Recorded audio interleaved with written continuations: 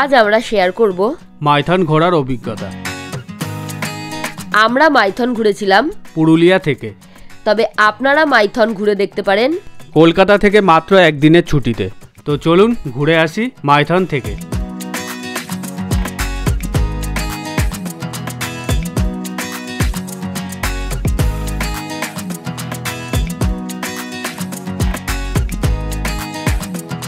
Speed বোটটা কিরকম নড়ছে দেখেছেন, এরকম এরকম দুলছে শুধু।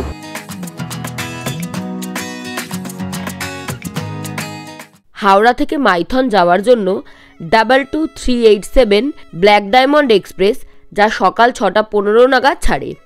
এই ট্রেনটি ধরাই সবচেয়ে আদর্শ। এই ট্রেনে করে আপনারা গিয়ে নামুন বরাকর নামক স্টেশনে। বরাকর যেতে এই ট্রেনটি সময় নেয় 3 ঘন্টা 55 মিনিট। 10:10 নাগাদ আপনাকে বরাকর স্টেশনে নামিয়ে দেবে।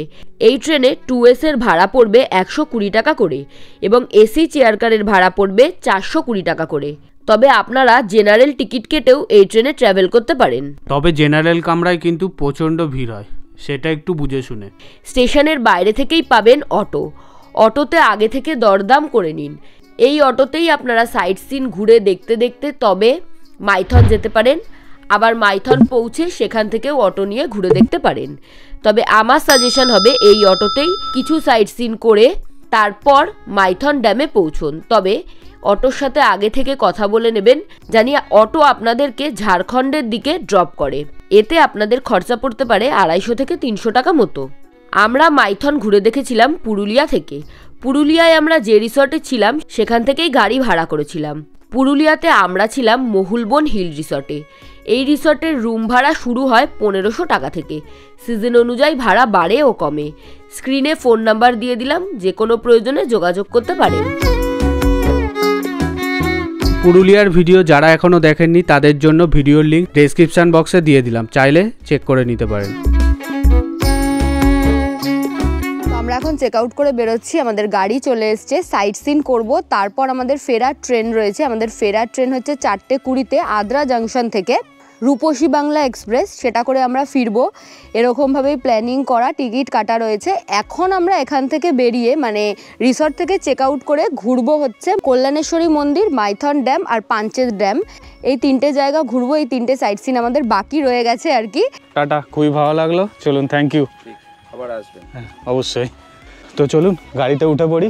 আমরা অলরেডি লেট, যেটা আমরা সবসময় থাকি।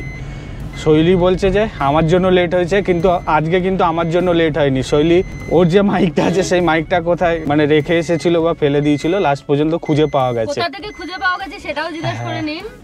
ওর জ্যাকেটের পকেট থেকে। তুই তো রাখতে বলেছিলিস। আমার হয় বলুন। নিজের কিন্তু মনে ছিল না কোথায় রেখেছে।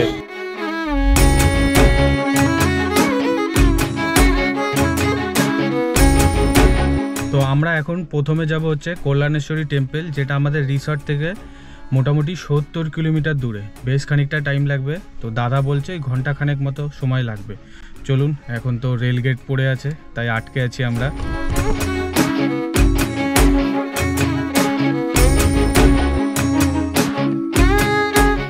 আপনাদেরকে বলাই হয়নি আমরা কোথায় এসছি। আমরা এসছি হচ্ছে মাইথনের সাইডটা ঘুরতে। প্রথমেই এসছি কল্যাণেশ্বরী মন্দিরের সামনে। বহু বছর আগে একবার এসছিলাম, তখন আমরা লোকাল বাসে টাসে করে এসছিলাম। আগে যাই দর্শনটা করে আসি, কারণ এখনো ফাঁকা রয়েছে। এই যে দেখুন, এখানে প্রচুর ডালার দোকান রয়েছে। যে কোনো একটা দোকান থেকে আপনারা ডালা নিয়ে নিতে পারবেন। আর এই যে এইটা হচ্ছে মন্দির, উল্টো দিকে খাবারের দোকান রয়েছে। আমি ফুচকা দেখতে পাচ্ছি। এখানে পর পর ডালার দোকান আছে দেখুন। শৈলী বলল পুজো দেবে, একটা 51 টাকার ডালা নিচ্ছে। এই যে মন্দিরের গেট, আর এই যে আমি নিয়েছি ডালা। চলুন, গেট দিয়ে ঢোকার পরেও দেখছি প্রচুর ডালার দোকান। আচ্ছা, আমরা তো মেন রোডের পাশে একটা ডালার দোকান ছিল, সেখানে জুতো খুলে আসলাম এবং ডালাও সেখান থেকে নিলাম। কিন্তু এই মন্দিরের সামনেও দেখছি ডালার দোকান আছে। এখানেও পারলে আপনারা জুতো খুলে ডালা সংগ্রহ করে আপনারা মন্দিরে যেতে পারেন। তো একদমই সামনে মেন রোড থেকে। মন্দিরের ভেতরে গিয়ে বেশ একটা শান্তি অনুভব করলাম। কথিত আছে এই মন্দিরটি প্রায় 500 বছরের পুরনো এবং লোকাল মানুষরা মনে করে নিঃসন্তান মহিলারা এখানে যান দেবীর পুজো দিতে, সন্তান লাভের আশায়।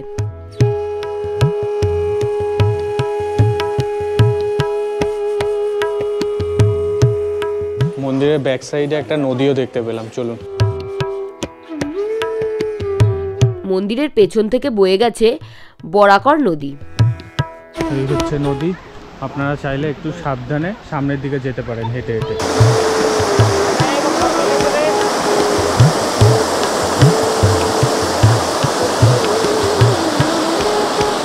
পুজো দেওয়ার জন্য কিন্তু বেশ বড় একটা লাইন পড়ে গেছে।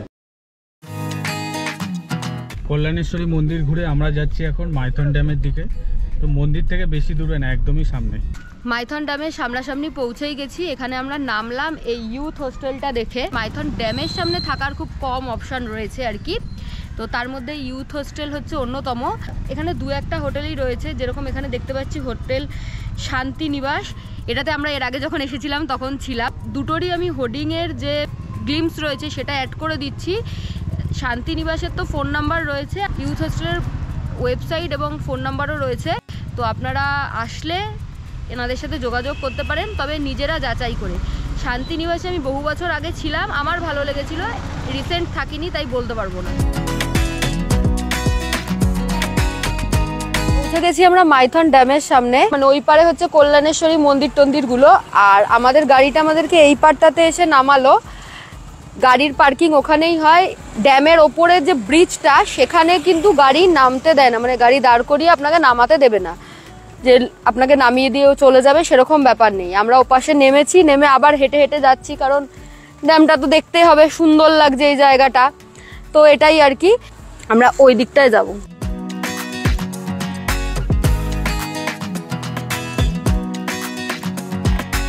এদিকে দেখুন দূরে অনেকগুলো আইল্যান্ড আছে। এখানে যেরকম একটা আইল্যান্ড দেখতে পাচ্ছি, সামনে দেখুন এই আইল্যান্ডটা মানে একদম ছোট্ট।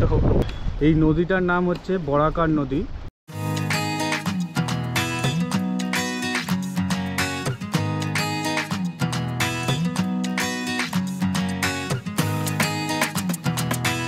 এগুলো হচ্ছে মাইথন ড্যামের লক গেট। এখানে আছে মানে অনেকগুলো লক গেট আছে।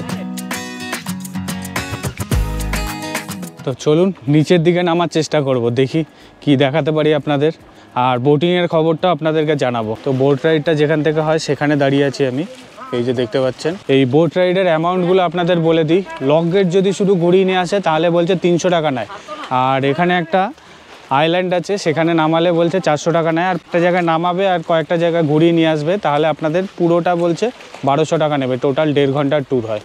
এই আইল্যান্ডটাই নাকি নামাবে, এখানে ছোট্ট মতো আইল্যান্ডটা দেখতে পাচ্ছেন, আর এইগুলো দিয়েও নাকি ঘুরিয়ে নিয়ে আসে।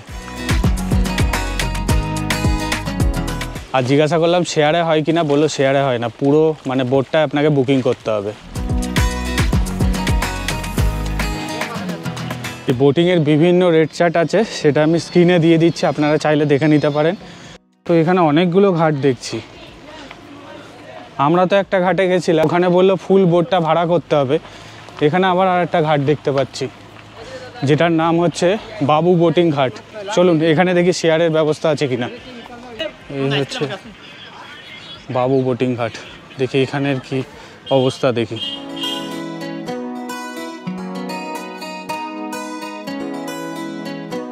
আচ্ছা এখানে মনে হচ্ছে শেয়ারিংয়ে হয়। এই হচ্ছে টিকিট কাউন্টার, এই যে এখানে দেওয়া আছে দেখুন স্পিড বোটের রেট চার্টটা।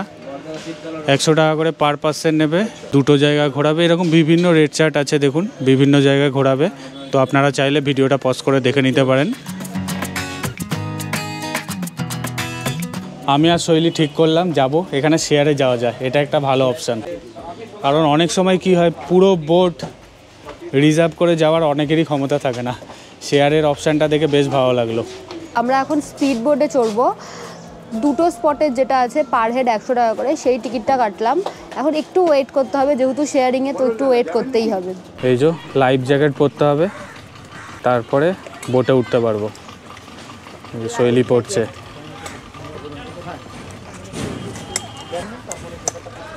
কিরে সাঁতার জানিস?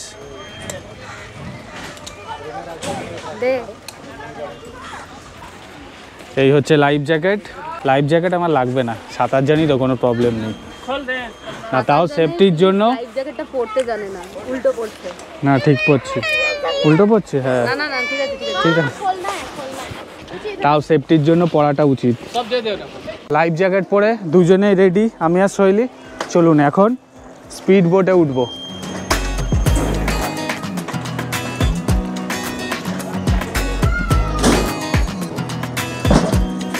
এই যে আমাদের বোট, স্পিড বোট, চলুন। মানে দুজনেরই ফার্স্ট টাইম। এক্সাইটেড? এক্সাইটেডও ভয়ও লাগছে।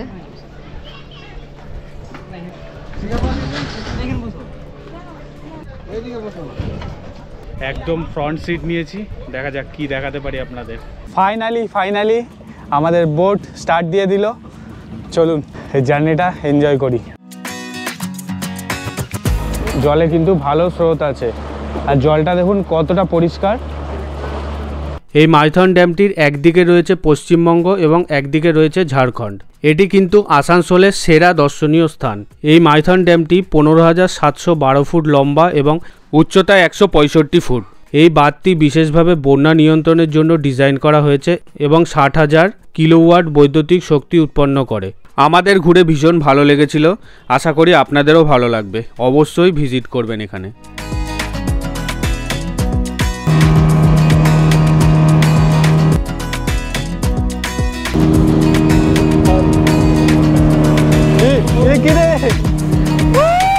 দারুণ মজা করছি, দারুণ। এই স্পিড বোটের অভিজ্ঞতা দারুণ লাগছে। বোটটা মাঝের মধ্যে আবার কার্ভ করছে, ভালো জোরে জোরে চলছে কিন্তু স্পিড বোটটা। ও হো, দারুণ এক্সপিরিয়েন্স। এই যে আমার পেছনে শৈলী বসে আছে।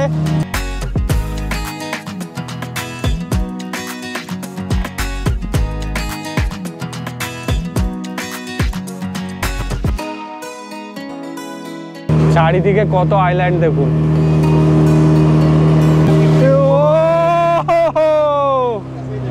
কি ঘোরালো।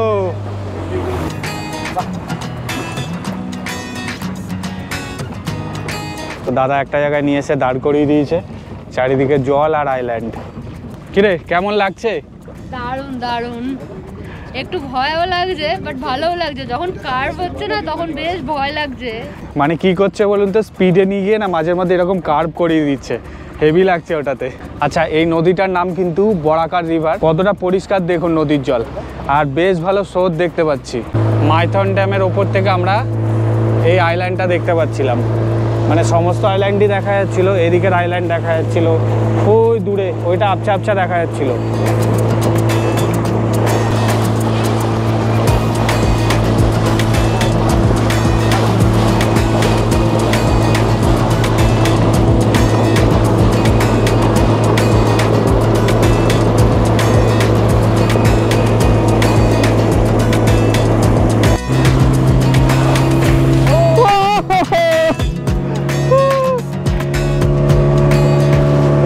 ক্যামেরার লেন্স। এখন যাচ্ছি আমরা মাইথন ড্যামের যে লক গেটটা সেইখানে। চলুন, দারুণ মজা লাগবে, অবশ্যই এসে এই এক্সপিরিয়েন্সটা করবেন।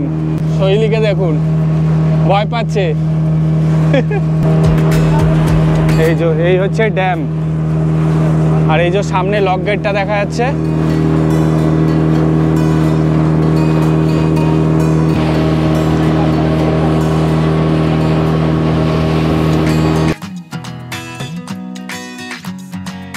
লক গেট দেখা যাচ্ছে দেখুন।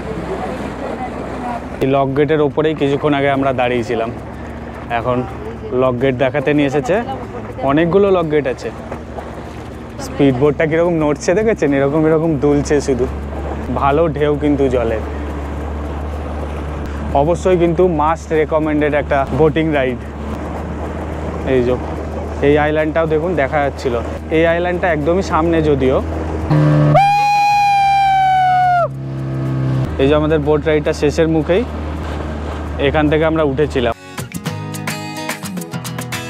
চলুন, এই মোটামুটি 20 মিনিট মতো সময় লাগলো। ছোট্ট একটা বোট রাইড, দারুণ এনজয় করলাম। চলুন এখন আবার উঠি।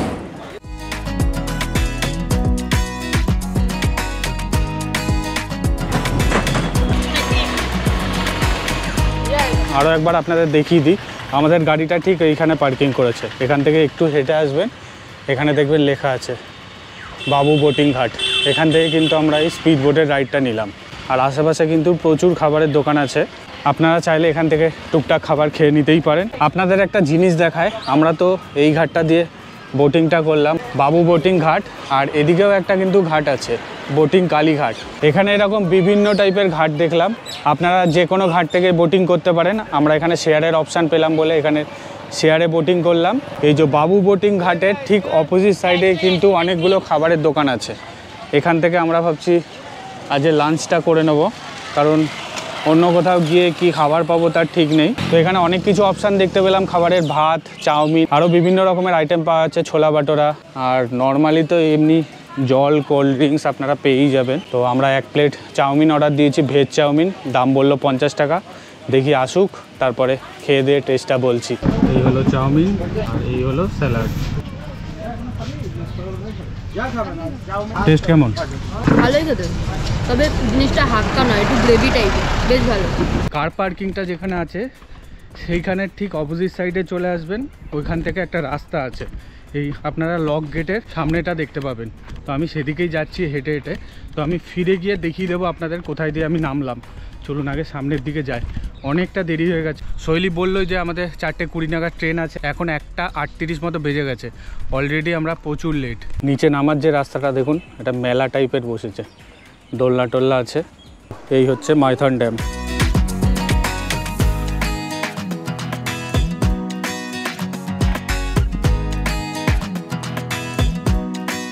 এই যে দেখতে পাচ্ছেন মাইথন ড্যামের এই যে লক গেটগুলো, টোটাল 12টা লক গেট দেখতে পাচ্ছি। লক গেটগুলো দেখতে পাচ্ছেন। একটু আগে কিন্তু আমরা যখন বোটিং করছিলাম তখন কিন্তু ওই পারটাই ছিলাম, মানে জলের দিকটাতে ছিলাম। এখন এই পারটাতে এসে সামনের লক গেটগুলো দেখতে পাচ্ছি। আর এই জায়গাটায় দেখুন হালকা হালকা জল আছে, অল্প অল্প জল আছে, তবে নিচে না নামাটাই ভালো। এখানকারই একজন স্টাফ ছিল, উনি বললেন নাকি কালকে নাকি অ্যাক্সিডেন্ট হয়েছে, কিছু স্কুল স্টুডেন্ট এখানে নিচে ছবি টবি তুলছিল, জলে পড়ে গিয়ে নাকি ভেসে গেছে, তাদের বডি খুঁজে পাচ্ছে না। তো এখানে আসলে কিন্তু অবশ্যই সাবধানে। এখানে আসতে টাইম লাগলো ওই কার পার্কিং থেকে 7 থেকে 8 মিনিট, মানে 7 থেকে 8 মিনিট আপনারা হাঁটলেই এই জায়গাটায় পৌঁছে যাবেন। বেশ সুন্দর ভিউ, আর লক গেট খোলা থাকলে কিন্তু আরও দারুণ সুন্দর ভিউ দেখতে পাবেন। চলুন এখন পার্কিংয়ের দিকে ফিরিয়ে, কারণ আগেই বললাম আপনাদের আমরা অলরেডি লেট। আর যে দোকানটা থেকে আমরা চাউমিন খেলাম আপনাদেরকে দেখালাম, চাউমিনের টেস্ট অসাধারণ, মানে 50 টাকায় যে এত ভালো চাউমিন হতে পারে আমার ঠিক জানা ছিল না। ওখান থেকে খেলাম আর 1 প্যাকেট প্যাকিংও করিয়ে নিচ্ছি, কারণ সেই হাওড়াতে পৌঁছাতে মোটামুটি অনেকটা লেট হয়ে যাবে। এটা হচ্ছে কার পার্কিং এরিয়া। এই যে আমাদের গাড়ি দাঁড়িয়ে আছে, তার ঠিক অপোজিট সাইডে একটা রাস্তা আছে। এই যে সরু মতো একটা গলি চলে গেছে, এই গলিটা দিয়ে কিছুটা দূর হেঁটে গেলেই আপনারা কিন্তু ওই পয়েন্টটা পেয়ে যাবেন, বা কাউকে লোকাল কাউকে জিজ্ঞাসা করলেও বলে দেবে। আর এখানে অনেকগুলো ইনফরমেশান দেওয়া আছে, চাইলে আপনারা ভিডিও পজ করে দেখে নিতে পারেন। এই হচ্ছে সিঁড়ি, এরকম সিঁড়ি দিয়ে আপনাদের নেমে যেতে হবে। এই যে এই দোকানটা থেকে নিয়েছিলাম চাউমিন, আপনাদেরকে বললাম যে খাবার প্যাকিং করাবো, এই যে প্যাকিংও করে নিয়েছি, আর ছোটো একটা স্প্রাইটও নিয়েছি। চলুন গাড়িতে উঠি আগে।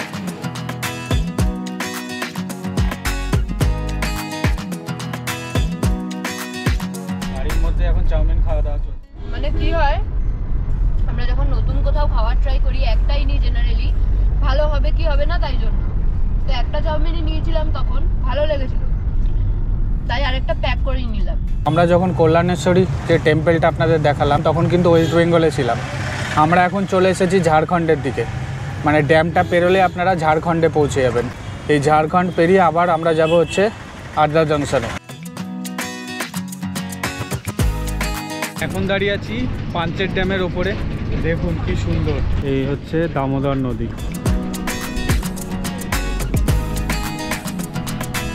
এখানের ভিউটা দেখুন কি সুন্দর, পরপর সারি সারি দিয়ে নৌকাগুলো দেখুন কি সুন্দর দেখতে লাগছে। নদীটা দেখুন কতটা চওড়া, মানে ওই প্রান্তে কিচ্ছু দেখা যাচ্ছে না।